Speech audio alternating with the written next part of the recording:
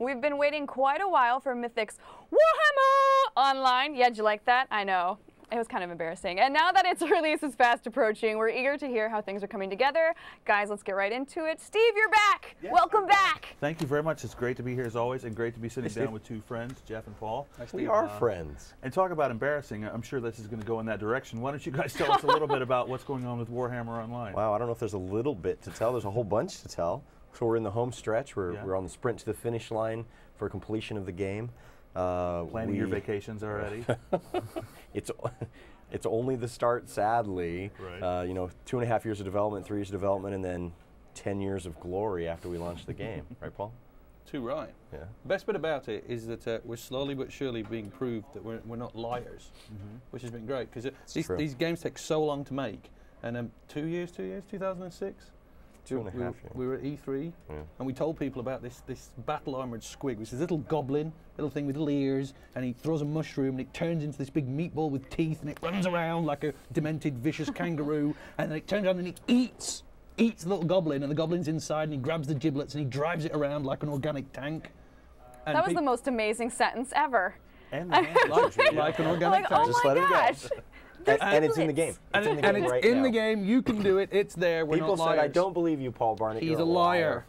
And now I'm not. You're not a so liar. that's quite cool. Not being proved a liar is pretty good. So where we're at with the game right now, we are content complete, primarily feature complete. We have a couple more little things that we need to get into the game. We're all about polish and bug fixing right now, getting the game to feel great, to make sure that everything is done before we launch. We're testing all of our super high level content right now, all of our campaign and city capture systems. We're testing Gunbad Dungeon, Bastion Stair Dungeon, Lost Veil Dungeon, stuff that we've never really even talked about is in the game and being tested right now. Our mount system, our open grouping system. What, you don't want me to go on? I like what you're like a living information dump. That's what it's about, man. Come the on. important thing is you can log in. color. You can log in, and you can be a wizard who's full of fire, and you can throw fireballs everywhere, and you can be a magus floating on a disc and call lightning down from the sky, and you can summon demons that rip your head off and blow stuff up, and you can purge people with like hot pokers and shoot people with wheel locks, and you can go up to a capital city, blow it down, kill the king, chop his head off, hold it up and go, we're better than you, we can prove it. And right now you do it with 20,000 people. 20,000 beta testers. What is it, like 20,000 in yesterday? Something like that. Amazing. No, 10,000. 10,000 in yesterday. And they're in, and it's working. We've got these coder people, and we've got these little masseuses who've just turned up, and they're having to teach them how to use their fingers again, because they've been like this for a short while. And now they go, no, look, it's good, it works, it doesn't crash. Well, you mentioned the city stuff, and you've recently sort of changed how the high-level content works a little. You've added fortresses and kind of shifted the focus more towards the two main cities of Altdorf and the Inevitable City. Tell us about that decision. So, this is something we've been talking about for a long time, and we were looking at 6 capital cities to match the 6 races that we had in the game. And what we came to the conclusion of over months and months of heartache, really, is that we could either do 6 pretty good cities like every other MMO does, or we could do 2 absolutely fantastic, over-the-top, crazy cities that you can invade and that level up and that have massive amounts of content as far as quests and areas you can go to and explore, adventures you can go on, calendar events, special PQs. Like, we have all of this stuff in these 2 cities that really exemplifies what Warhammer is about. You know, about the city conquest and about grander and more glorious than other games. I've got a quick question. So how does the mapping system work on that? Because I constantly get lost in cities. No matter how hard I try, it's the simplest map ever. I still end up being stuck in the middle of, you know, BFE. Our cities are actually pretty straightforward and understandable. So we have a great mapping system that lays out big landmarks, places that you want to go, things that you want to see, highlights them on the map for you. makes them pretty easy to find. So it's not bad at all. So you can just like, is there like, say you choose something and it pops, and it's in the city, it pops up. Can you go to your map and then see that there's the beacon there and just start following the path? Or? In some cases, yes. In some cases, no, depending upon what it is. Okay. Well, there's also seems like a lot of geographical references in the game. You know, you can see the Bright Wizard's Tower and think, oh, I need to go over to the city. The Eiffel Tower of Altdorf. Okay. When we were building the cities and they were planning on what they were going to do, the Bright Wizard's Tower is this enormous tower, and it's got flames coming out of it and smoke pouring out. It keeps exploding.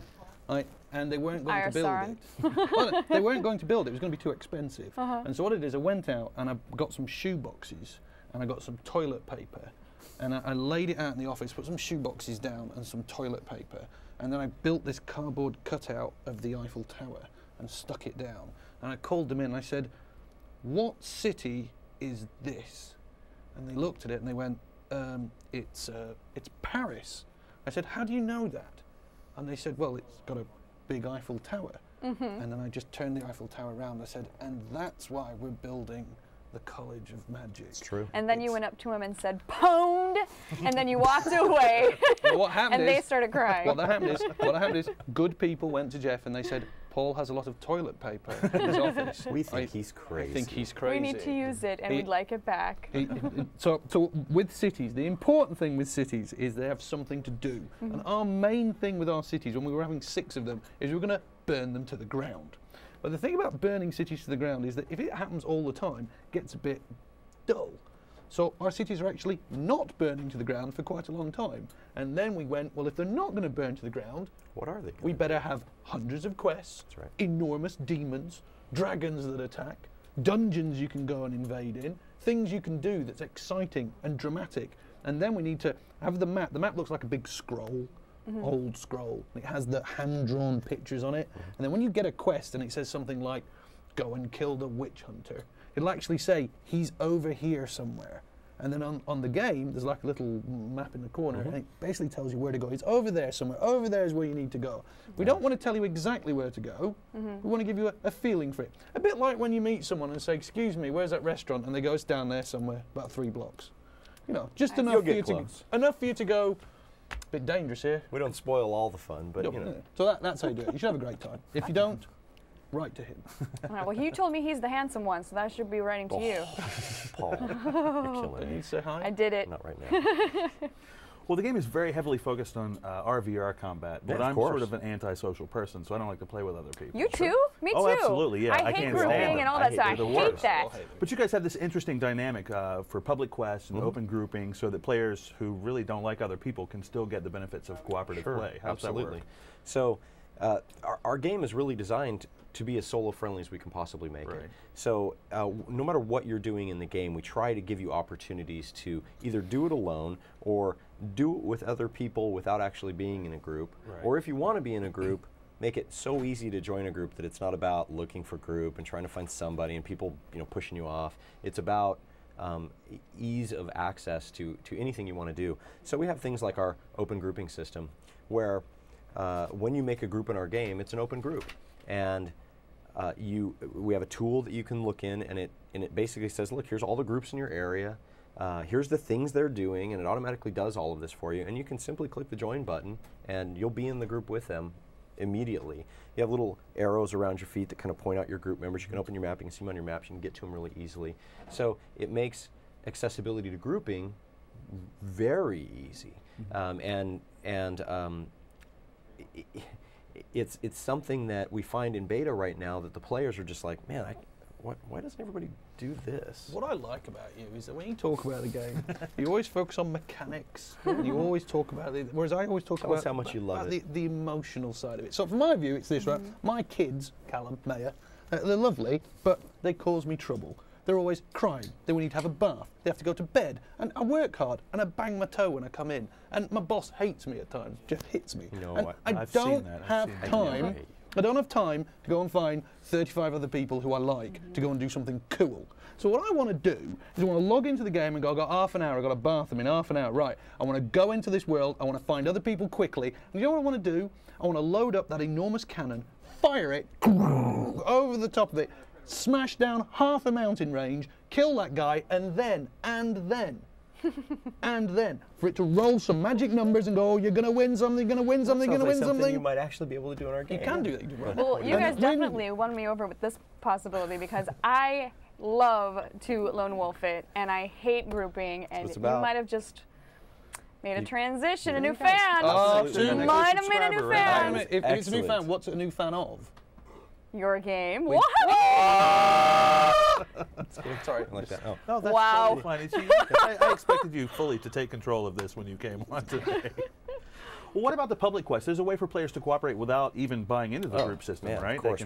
We've talked about public quest so much.